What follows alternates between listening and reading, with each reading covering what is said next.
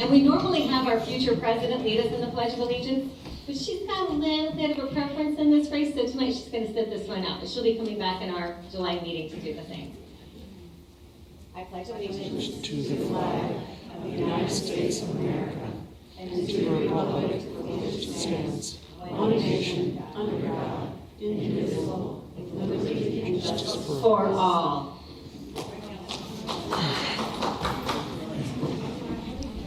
Candidates who have been so patient with their party as we're all figuring things out. None of us are professionals. We're all, getting paid the same.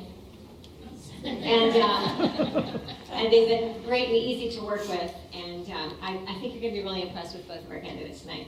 So there will be 3 categories of questions for our candidates this evening: the economy, science and the environment, and social issues, with each category having 3 questions.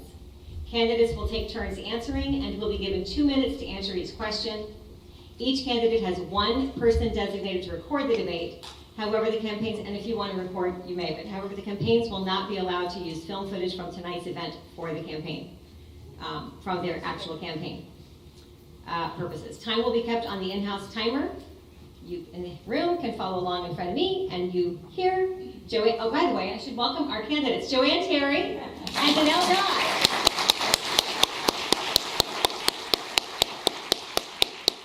Hoping to earn your votes for Congress. Time we kept on the in-house timer. A coin toss was done prior to the start of the debate, and Joanne Terry won the coin toss, and she has decided to let Danelle Dodge go first. And I feel like I'm doing a football team here with that, right? Are you going to receive? Are you going to kick off? Candidates have been allowed notes for their opening and closing statements, and actually they're allowed that throughout the evening, as well as our final question of the evening. And the final question for the evening is, why is democracy worth fighting for? And they had that question in advance, because we know that's kind of a head scratcher. They have not received any other questions in advance, only the categories.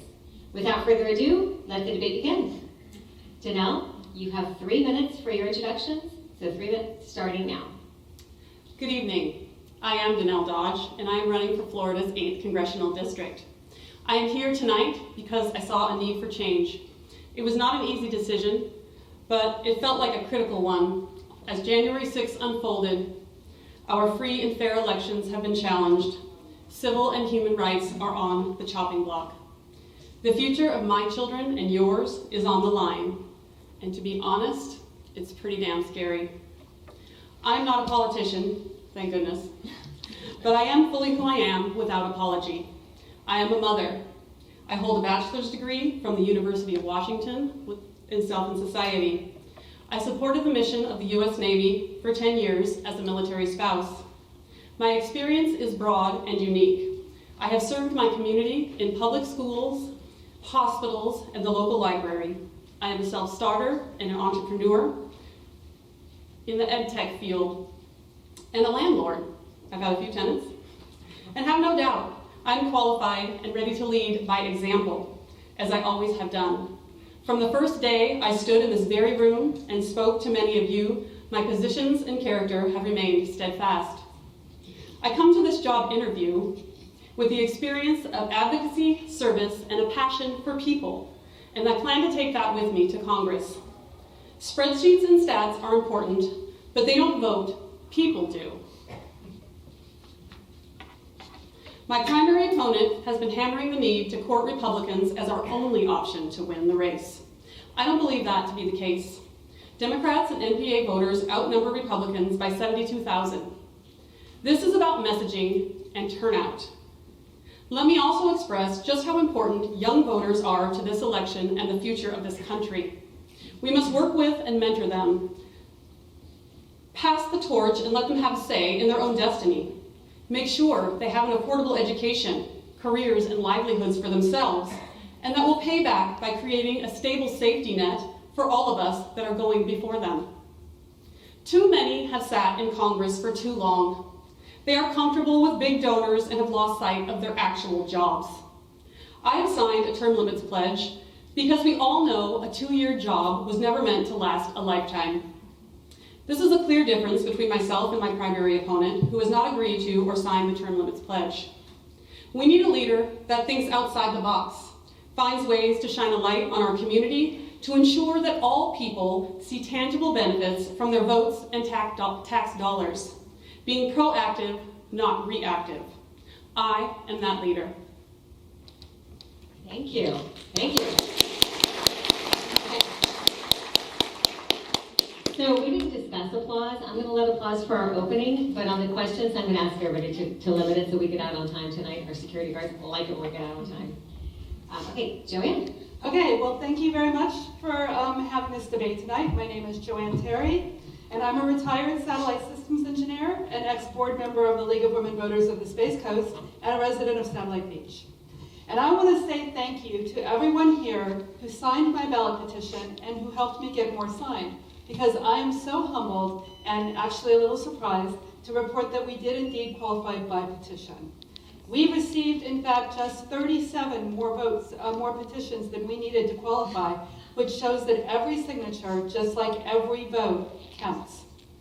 I entered this race last year because I am terrified of where the GOP is taking our country. And while I believe that the majority of the people in this district also do not like where the GOP is going or how Bill Posey has represented us, 60% of them have historically bought into the propaganda that voting for a Democrat is worse. We must focus on changing that. We must focus on winning this seat back from Bill Posey to save our rights, to save our democracy, to help our residents, to save the Indian River Lagoon, and to save our sanity. So for the past 2 years, I have studied our numbers, and I have studied what other Democrats have done to win in red districts like ours. And while it is true that that spreadsheets do not win elections, you cannot win an election without one, because unless you know your starting point, you don't know what your plan is to get to the finish line. So I have the message that can attract the swing voters that we need, and I have a plan to spread that message.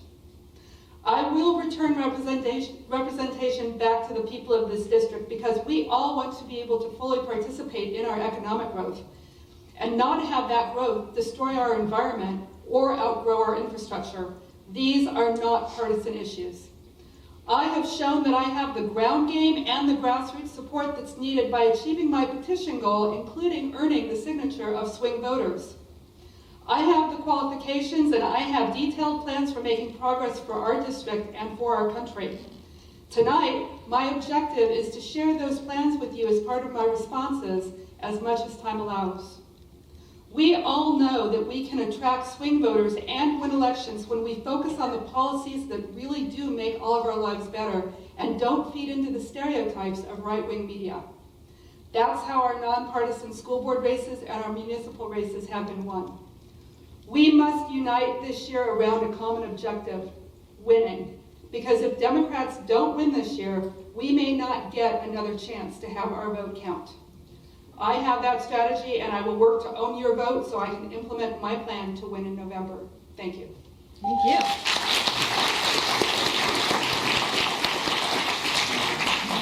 Okay, so those of you that know me know I often change my mind. If y'all get moved when you're answering a question, I don't care if you're fine. Just try and be a little bit controllable so that we can end the night on time, okay? I don't like holding back enthusiasm. Like, hello, that's my middle name. Okay, so thank you both.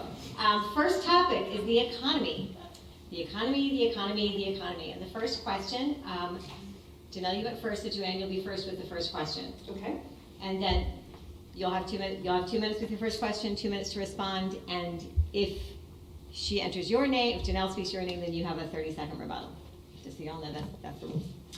So first question is, what do you think Congress should be doing about inflation, shortages, and rising gas prices? Joanne. Okay, well, we definitely need to be doing something immediate, because people are feeling the immediate effects of inflation and gas prices. And I do think that Congress can act first of all, by releasing the strategic oil reserves, because that is one thing that we can be doing immediately, because this is a temporary problem, right? We do not want to do a permanent solution to fix a temporary problem. And the other things that we need to do is we need to make sure people can fully get back to work. So that includes passing the child care tax credit that's part of Build Back Better that hasn't been passed yet. That includes lowering prescription drug costs by allowing Medicare to negotiate drug prices like the private insurance companies are allowed to do. We can also help with the affordable housing by doing things like taking rent and making it tax deductible. We can do things in the tax code to help people now, this year, next year, with the cost of living. And we also need to extend the child care or the lunch program. That is another thing that needs to be expanded. So I think there are a lot of things that we can do to help people right now with inflation. Thank you. Thank you. Danelle, what do you think Congress should be doing about inflation, shortages, and rising gas prices? I think that Congress has a lot of work to do. And I think that part of the problem is they're not listening to their voters. And one of the things that is right now going through Congress is the Lower Food and Fuel Cost Act, which would increase competition between the meat providers, different companies. There's too much consolidated power. And we saw that with the formula crisis, where one company is making all of this formula. They have an FDA issue, so they're shut down, and now there's no formula supply in the United States. Bill Posey voted no on the Lower Food and Fuel Cost Act, and Bill Posey voted no on helping families get formula for their babies. That's not good. We don't want that. $5 a gallon gas. Everybody is feeling that. And I know that the price gouging bill that was on the floor, also Bill Posey voted no on that. I think we do need to look at the corporations, the consolidation of corporations, and think about how that is causing a lot of our supply issues, and how can we bring more smaller businesses and other businesses into these fields. That provides jobs. 41% of people work for small businesses, and it also creates competition. The system that we have now is moving towards more like a trust of these big companies that are all getting together, so like the airlines and the banks and all of these things, and they're getting their prices together, and so everything is the same price, right? So how do we get our prices lowered when it's consolidated in just a couple of companies? And that's actually the antithesis to capitalism too, because if there's no competition, then they can choose the prices, and we're just stuck with those prices. One of the things I think we could do too is, in the infrastructure bill, as we're working, that was fast, 2 minutes. I know. 2 minutes goes fast, thank you. And I love that you all know that sound already, you know what that means, so I appreciate that. Thank you. Second question, Danelle, you get to go first with this. Do you support student debt cancellation? And why or why not, Ms. Dodge? I do support student debt cancellation to a degree.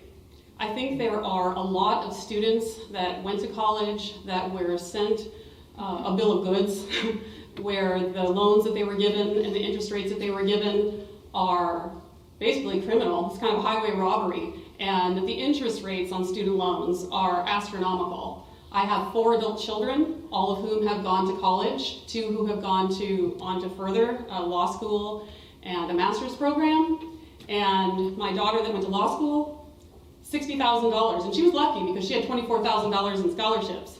But they want us as parents to sign on to these student loans, and they are saddling this generation with their students' debt. So these loans aren't just affecting our younger people, they're affecting baby boomers, they're affecting Gen Xers who have kids that are in college or have gone to college, because this debt can never be disappeared.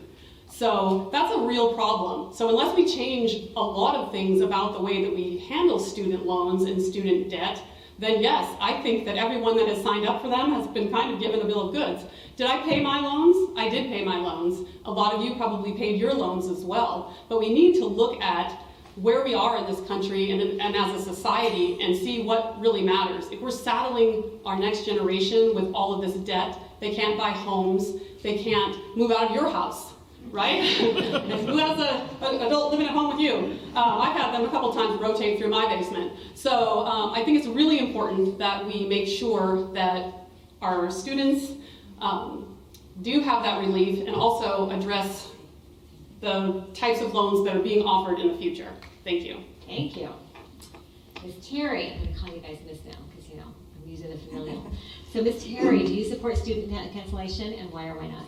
So I also support it to a degree, and I think that we don't want to cancel it completely without handling the high cost of college, because all that does is really show our universities and our colleges that they can charge whatever they want, because the government's going to ultimately pay for it, and it's going to spiral out of control. So I would be a proponent of transitioning student debt to interest-free loans and taking profit completely out of the student debt market and making student loans non-profit, or not-for-profit, and very low, if any, interest rate, because that's an investment in our future. It is in the government's best interest to get our kids educated so that they are not dependent on government assistance programs. And so, there's several things in our economic structure that I think should not be subject to profit, because there's no control, right? There's no price control. In a free market, the supply and demand is what controls prices. But when it comes to things like education, there's really no price that you can put on a good education. There's no price at which you're not going to want to get educated to make a better life for yourself. So I would convert the ones that we have right now to interest-free loans, and I would get profit out of it in the future, and then work with the colleges and universities to figure out if that doesn't bring down the cost, at least, then what we can do to bring down the cost so that people aren't straddled with that debt. Okay. Thank you. Go ahead. Oh, we got so much time in here, so we're okay. It's so funny. I will tell you all a story. So after I said that, I got a text from my communications chair saying, "Remind everybody, no applause." I'm like, "Oops, sorry, too late." So third question, and this question goes to you, Ms. Terry, first. Okay. We have a complex economy. What do you see is the biggest risk factor in the next decade? Healthcare. The healthcare costs. And the healthcare costs spiraling out of control, and prescription drug costs. I don't even think we have begun to see the impact to our healthcare system financially from the COVID pandemic and the COVID crisis. Right now, our drug companies, I met a guy out at one of the recent fairs who came up to me and told me that he pays his cancer medication costs $18,000 a month. There is absolutely no reason that something like that should cost $18,000 a month. But again, there are no price controls in the free market for your health care, because there is no price at which you're going to not pay for your drugs. So I think we need to, number one, we need to deal with the cost of prescription drugs. And I think the three best ways to do that right now is to allow Medicare to negotiate prices. Because every other country that buys drugs and every private insurance company is allowed to do that. And then the other thing that I think that we should look at doing is separating the production costs from the development costs of these drugs in the drug companies, because the drug companies will tell you that they have to reap back the cost of their drug, of the development. But they do it, $18,000 a month by however many hundred people are doing that is way more than what they're paying to develop those. So I think that if we pay for the development and then we do like what's called like the cost plus fixed fee programs with the government for production, then we can have multiple sources for drugs and we can bring that cost down. And then I would also want to transition our health insurance to, again, a not-for-profit health insurance system, and that's maybe for another question. So, thank you. Wow, y'all are good at this time clutch business. I'm impressed. Thank you, Ms. Terry. So Danelle, we have a complex economy. What do you see as the biggest risk factor in the next decade? I agree that healthcare is an issue, but I do think that our dependence on oil is going to be one of the biggest problems that we have in the next decade. Oil is a finite resource, and the longer that we hang on to our dependence on oil, the longer that we're going to be struggling with this gas prices up, gas prices down.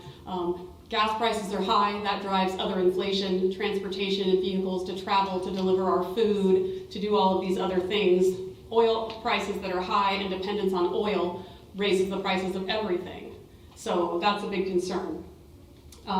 So what can we do about that? In part of the infrastructure plans is for electric car chargers and for solar. And here in Florida, the Sunshine State, what in the heck are we doing not manufacturing solar panels, not supporting individuals to have solar on their homes? As a matter of fact, we have FPL fighting people trying to get solar by charging extra homeowners insurance, $1 million policy. We tried to get solar for our own house, and they said we had to have $1 million policy on top of our already outrageous homeowners insurance to install solar. So, needless to say, we did not get to do solar yet, but we do drive electric, and I've been driving electric since 2014. And the big problem that I saw when I had my Leaf was that the infrastructure was poor.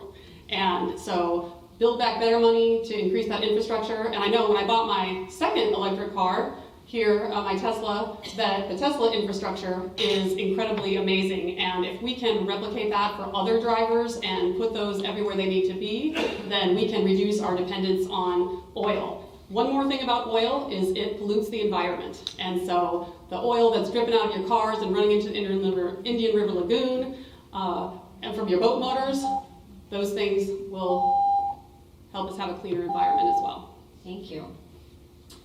Okay, so moving on to the next topic. By the way, I'm super impressed already with both of you, like, off the top of your heads.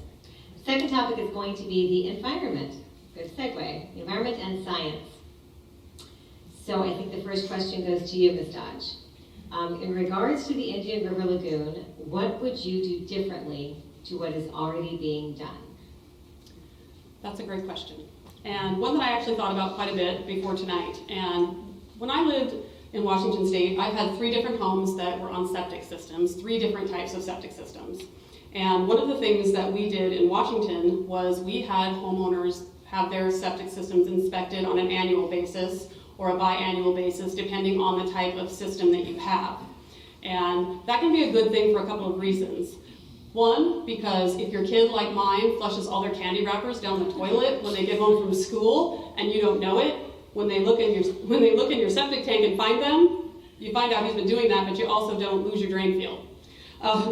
The other thing is that if you have a faulty system, then we're going to know ahead of time. Specifically, the septic systems that are within 55 acres of the lagoon. So if we started on even a smaller scale and said these septic systems need to be inspected on an annual basis, we had a report, so we get a report every year about our system, and so we would know. And it was like $100, but think about the savings that would give to the community and fixing the lagoon, because the biggest thing that we need to do is prevent what's causing the lagoon problem. We are trying to mitigate the things that have happened by pulling out muck and assessing different things that we can do to try to plant seagrass, which is very hard to grow, or feeding the manatees ourselves. So what we need to do is make sure that we are doing things that are preventative, and I believe an inspection program like that could really help us identify the problems much more immediately. We could address those,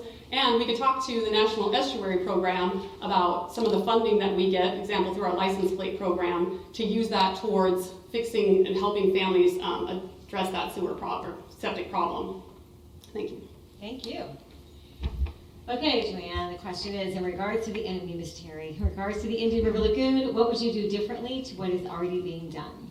Absolutely. So the number one thing that I think that we need to do is that we need to put in place a real commitment in legislation to the greatest degree possible, so that it cannot flip-flop between administrations. We need a real commitment to the comprehensive plan that addresses the pollution as well as providing the additional resources for the cleanup effort.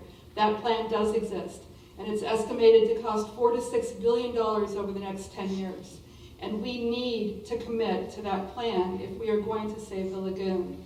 And in addition to that, we also need to incentivize our new development to our new developers to implement low impact development techniques, so that to address the runoff that's coming, because the Indian River Lagoon is in Brevard County, but the problem with the Indian River Lagoon spans all the way into Orange County and actually anybody that's on the St. Johns River. So I think we need to put in place federal income tax incentives for all of the developers and people who are buying the new development here to ensure that they implement low impact development techniques. We also need a real commitment to upgrade our infrastructure so that we don't have raw sewage spills. Bill Posey did vote no for our infrastructure bill, which was just unthinkable. And even after it was passed, he didn't put in any specific projects for our district. Those are good jobs. It's much needed upgrades and development, and it's going to help the Indian River Lagoon. We also need to fully fund U.S. Fish and Wildlife to enforce the current federal regulations, because it does. The Indian River Lagoon does also have federal wildlife refuges, and a national seashore that does fall under their jurisdiction. And so we need additional resources for them to be able to fully...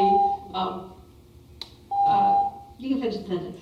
If I can think of the word. Yeah. To fully enforce the laws that are in place. Thank you. Thank you. All right. So, Ms. Terry, you get the next question. Climate change, particularly in regards to sea level rise and more intense rain events and hurricanes, will impact Brevard County. What legislation do you support to protect Brevard from the impacts on climate change? Well, definitely climate change is an incredibly big problem. And, you know, it's funny because everyone now agrees, the GOP as well as the Democratic Party, everyone agrees climate change is happening, but the GOP keeps wanting to focus on blame and causes instead of what we're really going to do about it. So there's a lot of things that I think that we can do about it on a national level, including expanding our federal research investments outside to all sectors of the economy, because right now they're focused on the electricity sector. So we also need to focus on the transportation sector and get all of our vehicles on clean energy vehicles. We need to address the commercial and residential sectors, the agriculture sector, and we need to reduce greenhouse gas emission in each of these sectors as well, including leveraging the power of our forest and agricultural lands and wetlands to sequester carbon. There is a lot of really good research and development opportunities for new and innovative and small businesses, especially here, because we do still have so much undeveloped land to address these issues. And the absolute thing that I definitely will do as our representative is to protect all of our federal lands. We cannot allow for oil drilling in our inland waterways or off of our coastlines. And I know that's one of the things that both our legislature and our congressional representatives are looking at. Thank you. Ms. Dodge, climate change, particularly in regards, I feel like I'm doing a spelling bee, like repeating it. Climate change, particularly in regards to sea level rise and more intense rain events and hurricanes, will impact Brevard County. What legislation do you support to protect Brevard from the impacts on climate change? I support legislation that will make companies be responsible for their carbon output, so federal dollars for carbon sequestration. Some companies that have been polluting for a long time have just gotten away with that, and we haven't held them accountable, and we need to start doing that. We should also, as we talked about, as the sun capital, be moving towards solar and electric and other forms of energy that's not releasing that kind of stuff into the air that's causing the warming of the planet and the sea level rise. We saw the Surfside condo collapse, and we definitely wouldn't want that to be happening anywhere around here. So I think that it's important that we make people aware. There's so many people that really still don't believe in climate change. And even though we're watching it happen every day, tornadoes and these hurricanes and all that. So I think we need to make sure that we're funding NASA and the work that they're doing to keep track of the ice, right? There's a 40-year, if you go onto their website, you can see a 40-year, what am I trying to say, plan of how, or a look at where the ice has been and where it is now. And NOAA that keeps track of our weather. And so we need to make sure that these agencies are properly funded and that they have the money that they need to do the tasks that they're doing. We have this amazing people in the military that are flying planes through hurricanes to give us that information so that we can be safe. And so we need to make sure that we continue to support all of the things that help to keep us safe, and as well as to mitigate these the future disasters. Thank you. I was like, okay, like 10 seconds. Can I really get through a whole other thing? Good job, thank you.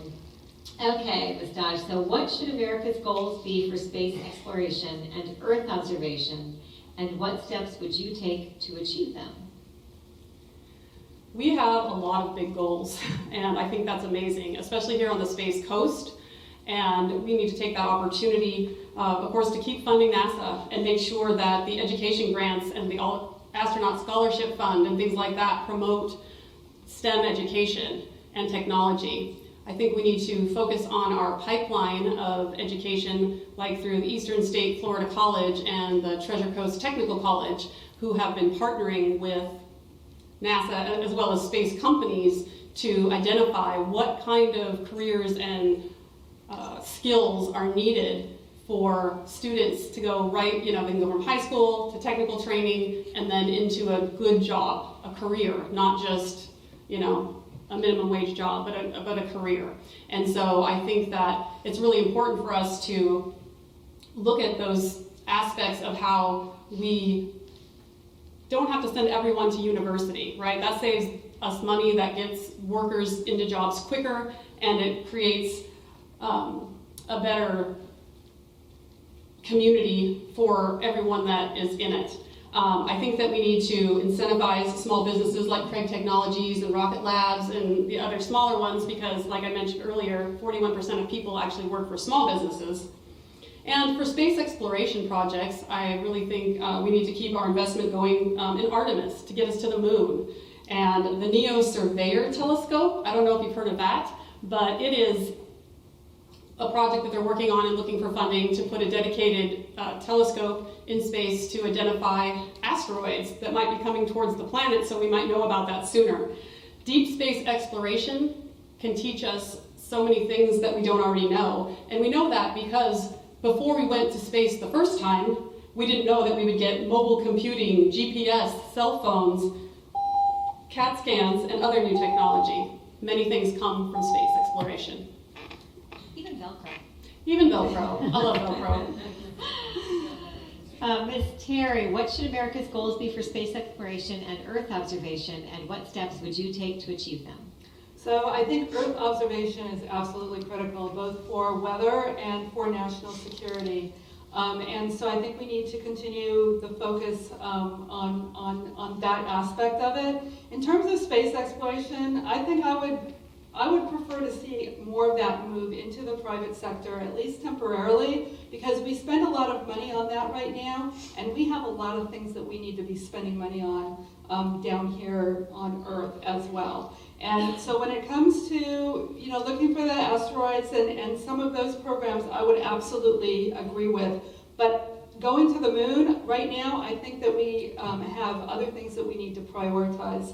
However, I also agree that we definitely need to increase our STEM education here, because we will always be the Space Coast, and we will always have the need for space, for Earth observation, for weather, and for national security. And we need to ensure that our students are prepared for those high-tech jobs.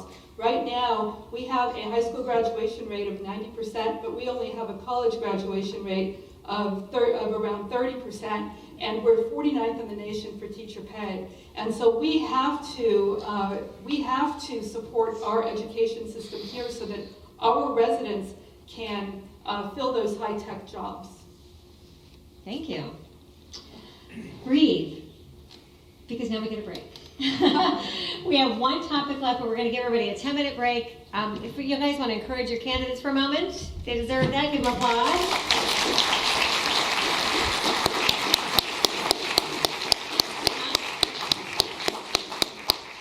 Dan's saying something about your microphones? Yeah, we're going to. There's it wouldn't be with y'all. So first of all, have you guys ever heard terms that we do when we're doing our field work of cold dems, warm dems, and hot dems? So hot dogs are people that vote very often. They're also in this room. So thank you for being here. You are the definition of a hot gem in more ways than one. I understand. I apologize for I'm temperature in the definitely a room. hot gem. Huh? I said I'm definitely a hot gem. Absolutely. People say, what's a hot gem? I'm like, me, baby. I apologize for the temperature in the room. We're aware of it. We deal with this every month. So I'm not saying that our Republican County Commission chamber doesn't adjust the temperature. I don't know that to be the case. They swear to us they do. They swear to us that we can control it. What is it set on right now, Dan? It's set on 50 degrees. So I know, and Dan got here at 4 o'clock and 4:30 and turned it down. So I apologize. We do everything we can. Contact your county commission and tell them to be fair. Or help us get Democrats elected to the county commission. You won't have an opportunity to do that though for 2 years because we couldn't get a candidate out of District 2, and we didn't really, District 4 is its own beast. But you will have the opportunity in 2 years to pay attention today, and if you get inspired and think maybe serving the community is something you want to do or you know somebody else who wants to do it, then let's talk. Okay. If this looks like fun to you, please sign up. We don't do this often. We're not often under the gun. So thanks, guys. All right, that was a fast 10 minutes.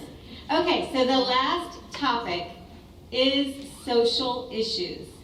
And I will tell you both, I've had people ask me about immigration. That's not one of your questions. It's not a social issue, but if people want to talk to you later, I'm sure you can talk about that. But the last topic is social issues. First question, oh my gosh. Who went first last time? That was you? Well, what was the last question? It was, what, goal, space? Yes, you went first, Danelle. Okay, with space. Okay, so first question goes to you, Miss Terry. We have had education gaps pre-pandemic that have only increased during the pandemic. How do we actually close those gaps and truly have the best education for all?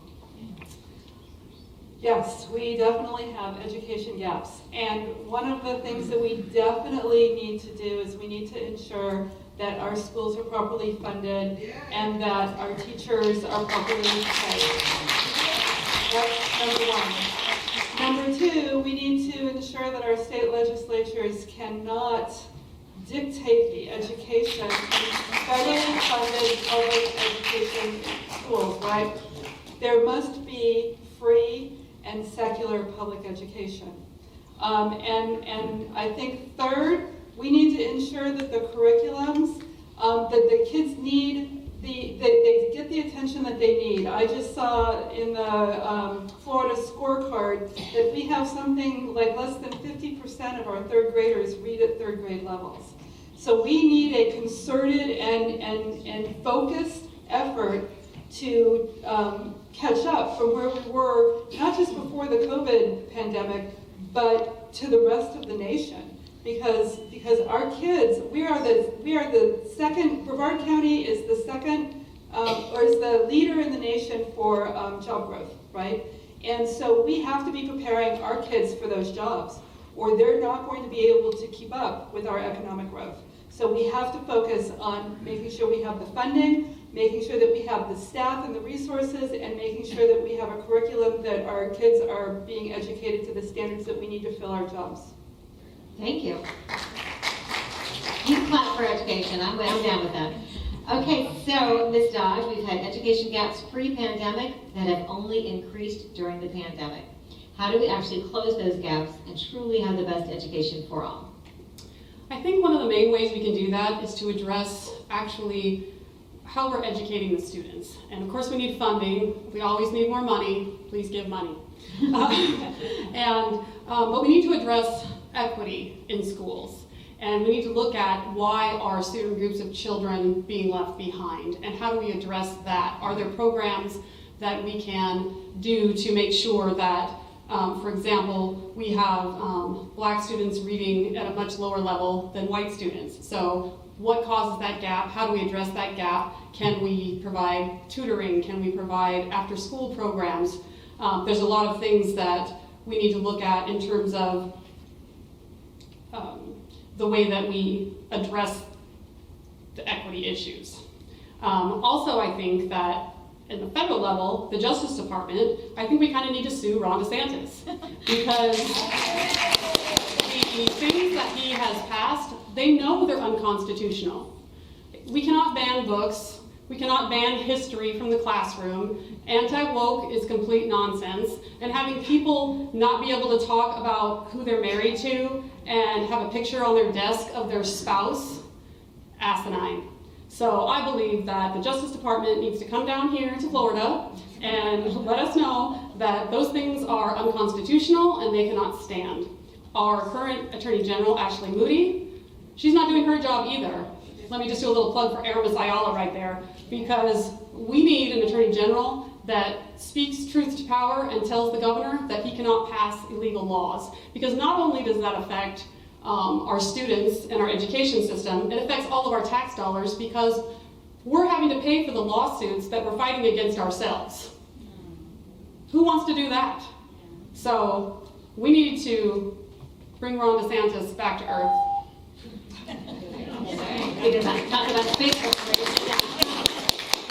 I don't know. I'm just gonna put him on the moon. Let him go. Somebody else is He doesn't need to go back to Earth. Just go away. Like they say in the play, God bless and keep the czar far, far away. So That was Ms. 30 seconds, no. Ms. Dodge, how will you and your office support veterans in Brevard?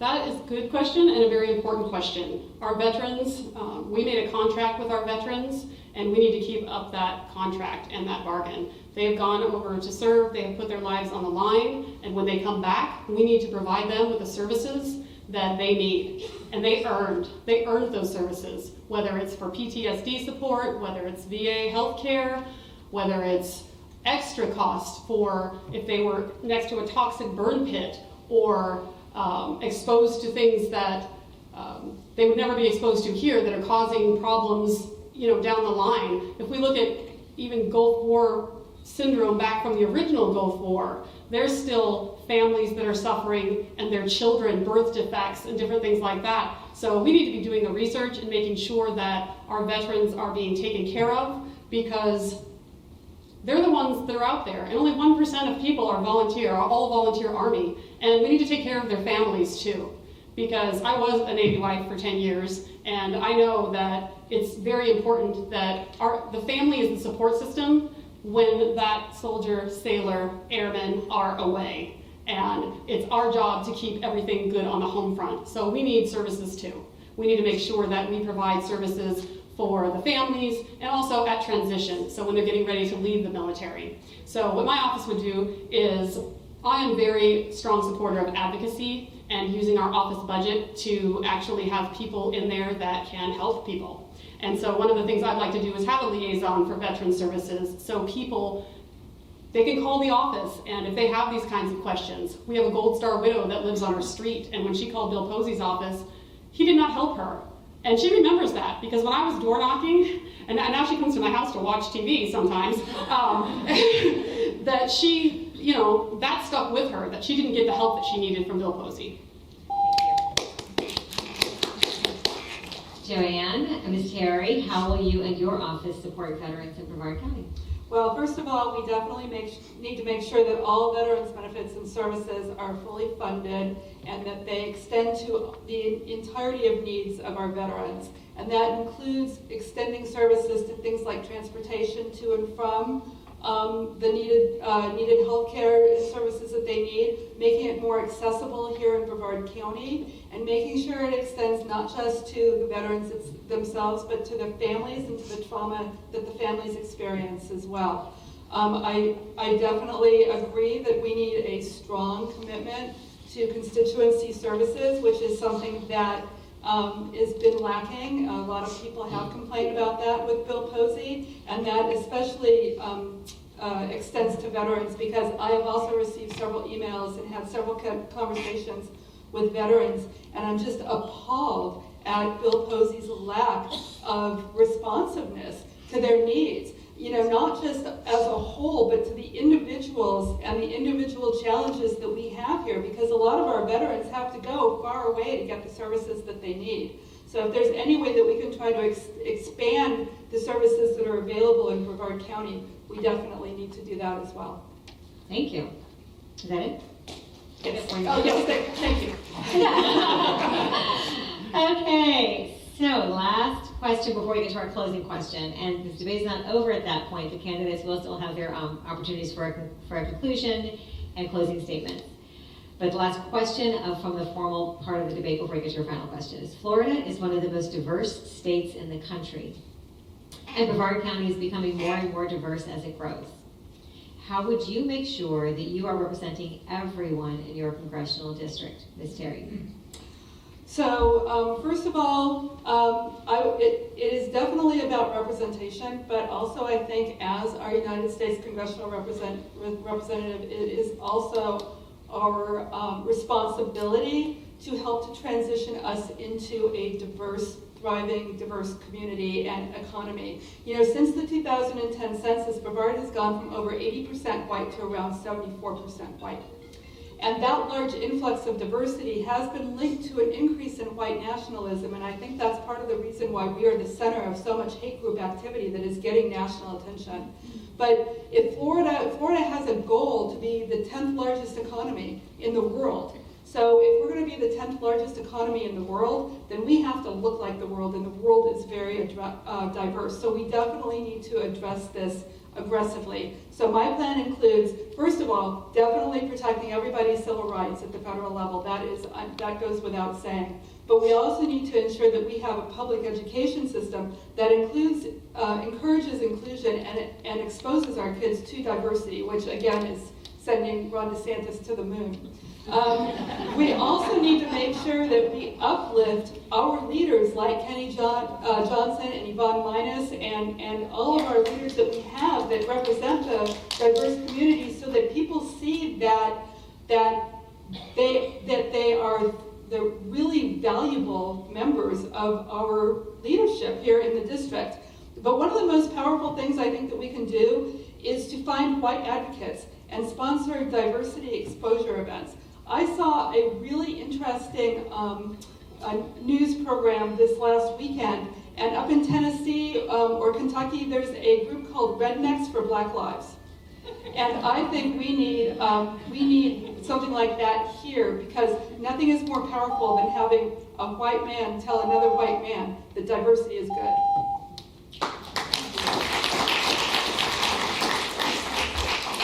Ms. Dodge, Florida is one of the most diverse states in the country, and Brevard County is becoming more and more diverse as it grows. How would you make sure that you are representing everyone in your congressional district? I would go out and I would talk to them. And I've already started doing that. And I think that being part of the community and showing up and holding hands and asking questions and finding out what they need is how we do that. And I think that when we talk about diversity, we are talking about people of different color and gender and nationality, but we're talking about people also that are LGBTQ, and we're talking about people that are disabled, and we're talking about people of different ages. So I think that we need to broaden our view of diversity, as well as jump out and join diversity. And I want to say that's one of the best, most exciting things that has happened to me in this campaign, and that is that I have had the opportunity to meet more different people from more different communities than I ever knew existed, because I was stuck in my little bubble in Cape Canaveral. And this past weekend, I went to the Caribbean American Heritage celebration, and I met a lot of different people, and they had a parade at the end, and they had a flag parade with all the flags from all the different Caribbean countries. And I was standing on the sidelines, and Kim Huff, running for District 5, if you're over there, she had gotten a flag, and I was like, oh, how'd she get a flag? That's cool, you know? And so she's in there, and a lady that I met at the event, named Sandra, she came over and she grabbed my arm, and she said, Danelle, come too. And I was like, oh boy. And so I jumped in, and I got a bad foot, I gotta tell you, but we were all the way like a half-a-mile parade, and my foot was all swelled up, but when I got back, it was one of the most amazing experiences, and then the people embraced me because I embraced them. And I think that's how we increase diversity. And we have a diverse group already on our campaign, and we will have a diverse office that meets all the needs of every group addressing elder care, addressing discrimination, workplace. Okay, well, I could go on for several hours about that, so you can talk to me after. Thank you. Final question, and I love this question. I didn't write it, but it was really good. Why, so before I give the question, in the room, our communications team, 2 years ago when I was elected chair, we came up with the slogan, a new era, and it was very kumbaya, and it was very, you know, if you don't support my candidates, that doesn't make you my enemy, it just makes you my opposition. And it's now 2022. And so our new slogan is democracy is worth fighting for. And we are in the existential fight for our lives. Our democracy is on the line, and it sounds hyperbolic unless you live here. My daughter lives in the perimeter of Atlanta, and I swear she thinks I'm exaggerating.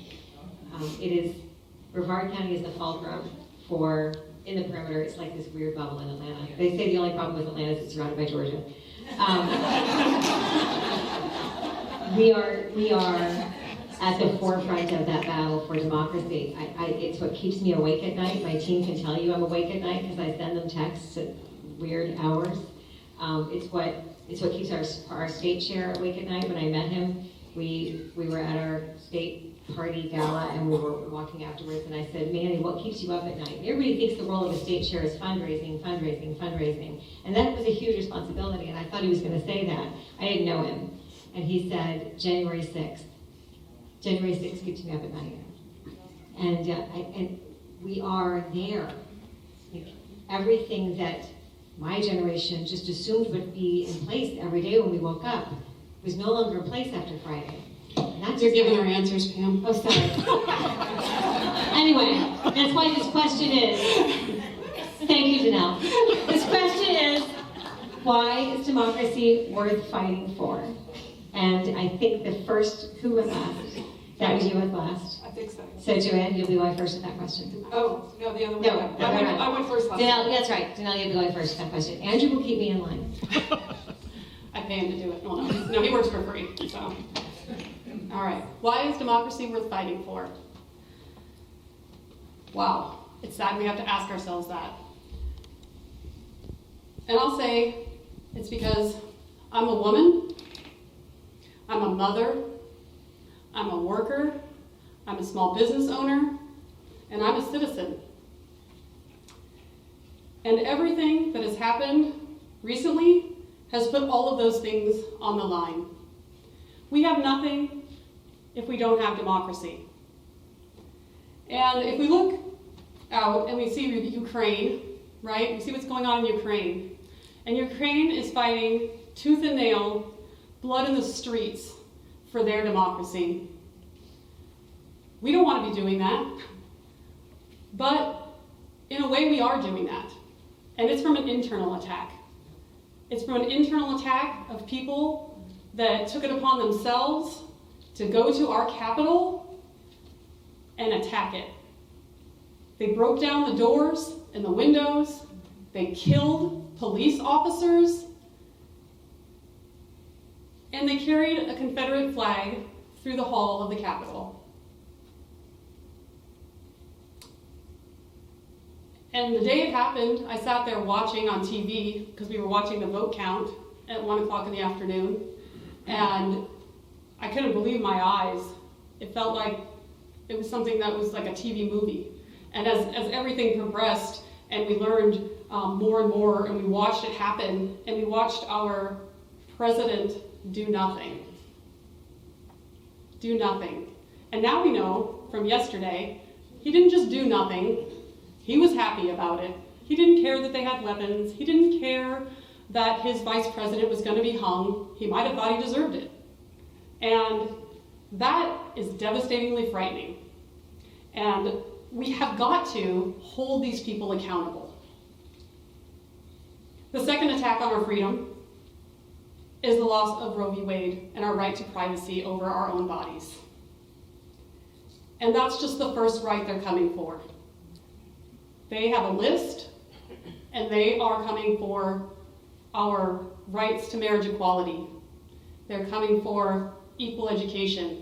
They're coming for even to get birth control, right?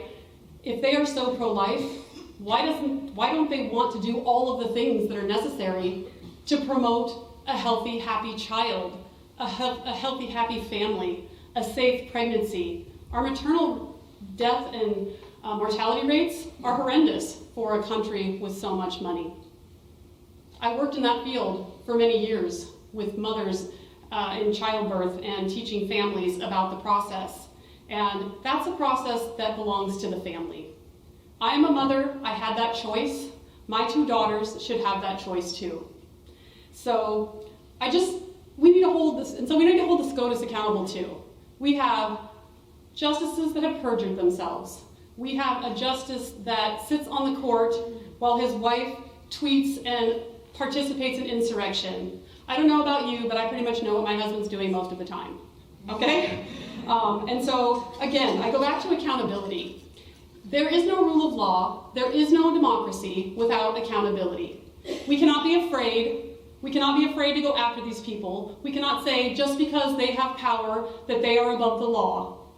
The Congress people that were involved in tourism the day before, they need to be kicked out of Congress. We have a Democratic majority in Congress, and we sit around waiting for the Republicans to kick out their own people. Why do we not say, no, enough is enough? We have the majority. Marjorie Taylor Greene, you need to go home. Matt Gaetz, you need to go home. Bill Bosey, you need to go home. All of these people need to go home.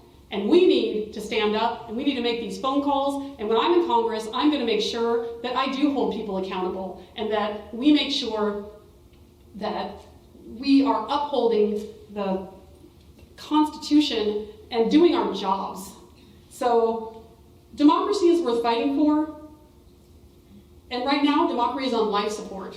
So it's going to take all of us at this election, at the next one, in the streets, on the phone, writing letters, so that we speak truth to power and let them know that we're not going to take it. Thank you.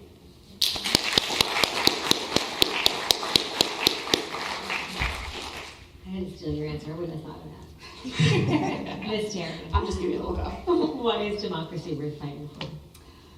So democracy is worth fighting for because we, as human beings, have a natural desire to be free. We don't want to be under the rule of other people, to be oppressed. We want to be free to live who we are and not be judged by others or constrained by others or forced to live under the beliefs of others that we might not agree with. We need to feel that we have some control over our own destiny. And voting in a democracy gives us that feeling that we've been heard. Because even those in a minority can still feel like they have had their voice, that they have a voice, and that they can accept being in the minority if they at least feel heard, respected, and considered. This is why compromise is so necessary to a functioning democracy. Because if the minority feels controlled or oppressed by the majority, they will rise up in civil unrest. But in a functioning democracy, we don't have to spend all of our time fighting oppression. We can focus on other things, like inventing trains, planes, automobiles, rockets, satellites, TVs, computers, and cell phones, right? So our democracy is the fuel for the invention and innovation that has made the United States the greatest economy in the world. But our democracy is in peril, and we are already seeing the effects of having to fight against oppression because the GOP is focusing so much on the culture wars and on controlling the behavior of others that we can't get our infrastructure fixed and we can't get a commitment to save the Indian River Lagoon. We can't get done what people want because the GOP is busy trying to suppress Democrats and democratic ideals to stay in power. Our Constitution only survives by the good faith actions of those who swear to uphold it. And there is no real way to hold anybody accountable, right? And this was clear. This was clearly shown when Mitch McConnell was in breach of Constitution when he refused to hold hearings for Merrick Garland. And now we have justices that were confirmed to the Supreme Court by misleading the Senate in their confirmation hearings, and there is no one there to hold them accountable.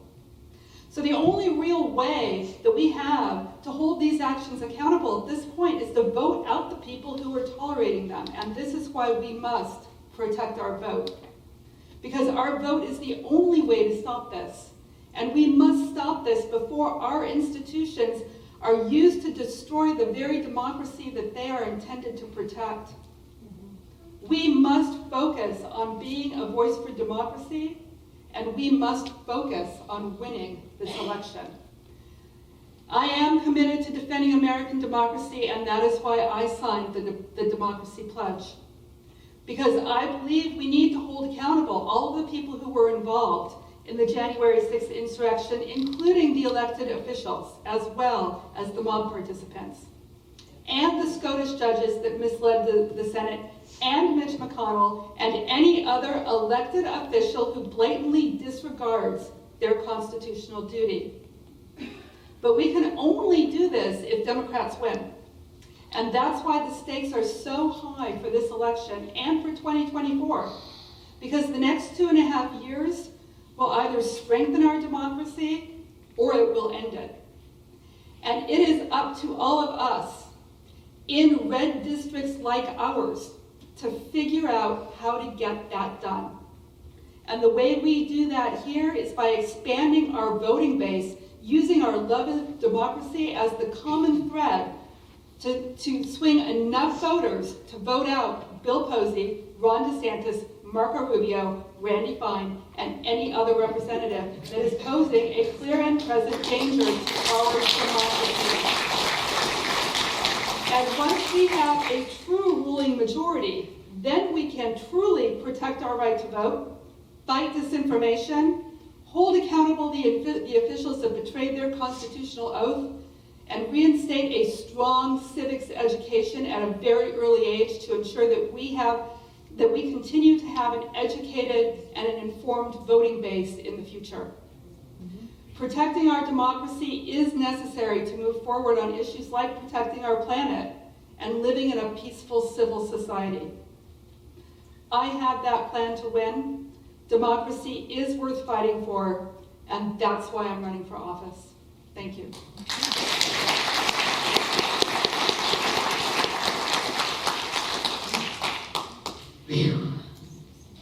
So we come to the end of our debate. Each candidate will now be given 3 minutes for a closing statement. And so, Joanne, would you start first, please? Well, first of all, thank you so much for coming out tonight and for this opportunity to debate. So I entered this race last year because I am terrified of where Bill Posey is taking this district, and where Ron DeSantis is taking this state, and where the GOP is taking our country. And I'm terrified of what's going to happen if Bill Posey continues to win with such consistent margins as he has over the past 14 years and 7 election cycles, that he feels like he can make this district a stronghold for Trump loyalists. We must focus on winning this seat back from Bill Posey this year and do everything that we can to keep Kevin McCarthy from being Speaker of the House, or our vote may not count in 2024. So for the past 2 years, I have studied our numbers and I've studied our issues, and I've studied what Democrats have done in other counties around the country to win their elections and swing their votes. I have a consistent and authentic message that can attract our swing voters. We all want to be able to fully participate in our economic growth and not have that growth destroy our environment or overwhelm our infrastructure. These are not partisan issues. And I will not engage in the culture wars, because as our representative here, I need to partner with our local and state leaders to bring representation back to the people of this district so that we can start moving forward. Because the reality is, we don't have Democrats in many of these races, and we are going to have to work with our Republican leaders. We must accept and work with the reality that we have here in Brevard County in order to get us into positions that will allow us to make real change. So I have shown that I have the ground game and the grassroots support by getting all of my petitions signed. I have the qualifications, the ideas, the strategies, and the plan to win this November. And by voting for me in August, you will give me the chance to execute my win plan so that we can save our rights, save our democracy, help our people fully participate in this economy, save the Indian River Lagoon, and save our sanity. I am looking forward to earning your vote on August 23rd and replacing Bill Posey in November and serving this district in Congress. Thank you very much.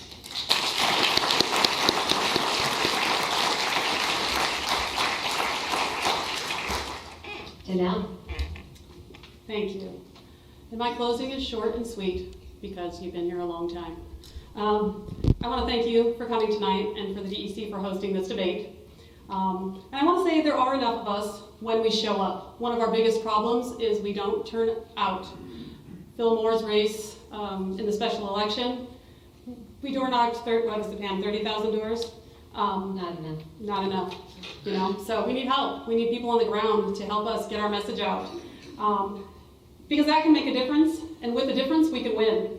There are Republicans that are not happy with the status quo. It is upon us to show by our actions how advocacy and Dem policies actually meet their needs. Everyone wants real representation, constituent services, and their shot at the American dream. To that end, we must make sure that every person is treated with dignity and respect. The value of people must be our most important priority. And the status quo has got to go. We must elect someone who represents the democratic ideals and who believes it is our time to take the reins of power and who's going to use them. We need someone that can energize the base, that can get out people of all spectrum, races, LGBTQ, diversity, young, old, and stand up together and say, we're coming for you. When our words become real action, all citizens benefit. That is how we move the dial. At this significant time in history, we have a once-in-a-decade opportunity to upset the Republican stranglehold on Florida politics. We must work to deliver for all people the promise of America that is more equal, equitable, and just. I have walked many miles in many different shoes with respect and understanding that lives are always changing, so never judge a book by its cover or underestimate how the story is going to end. It is important to me to earn the votes I receive, and I don't take any single voter for granted.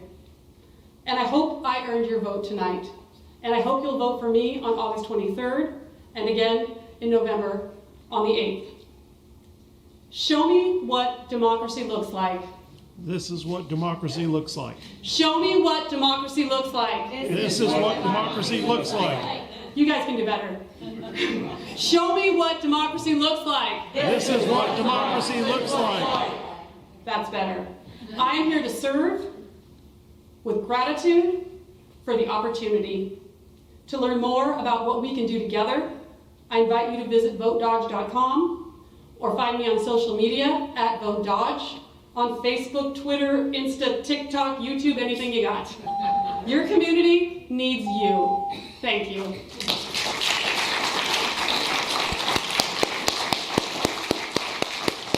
So please give our candidates another big round of applause.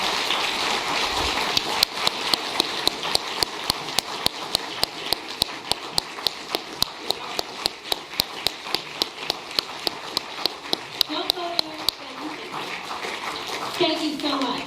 It's one of my pleasures in my role is working with amazing candidates, and it's a challenge for me to be Switzerland. It's basically because you're both really great candidates as well, and it's my pleasure to work with both of you. And one of the things that happens when I do that is we do get the pleasure of getting Democrats elected, and we have Dan McDowell in the room. Dan McDowell is the first openly gay elected official in the county of Brevard. And Dan is serving as a city councilman in the city of West Melbourne, which is one of the it's a mid-level city. Huh? Well, we got Bill here as well, running for. And we've got so candidates in there. If you're a candidate, please stand up so we can see who you are. Yeah. Yay! Thank you for running. So on top of our congressional candidates, we have Bill Johnson running for West Melbourne City Council. He's going to be joining Dan McDowell and kicking out John Ditmore, who is Randy Fine's personal puppet. And we also have Aaron Dunn, who sat back down. You're going to stand back up. She's going to get it done. She's going to be elected to serve as school board district to a school board member. Thank you again. As Danelle was alluding, we need every single person in this room, not just to show up, but to bring your friends with you to vote. And August 23rd is more than a primary for these two candidates. On August 23rd, you'll have the opportunity to vote for one of these two ladies to represent us to fight against Bill Posey in November. You'll also have the opportunity to vote for your gubernatorial candidate, for your senatorial candidate. There is actually a primary. For all of our state officials, there's one state official that has a primary, one state official that doesn't have a primary, and for your school board races. So in our school board races, District 1 and District 5, if you live in the northern part of the county or the southernmost part of the county, those races will be over on August 23rd. They will not go to November. They will be over on August 23rd. They will, let me say it again, they will end on August 23rd. This Aaron school board race, as far as I'm concerned, will be over by electing Aaron Dunn on August 23rd. But it could go into November unless if we don't all show up and bring everybody you know to vote as well.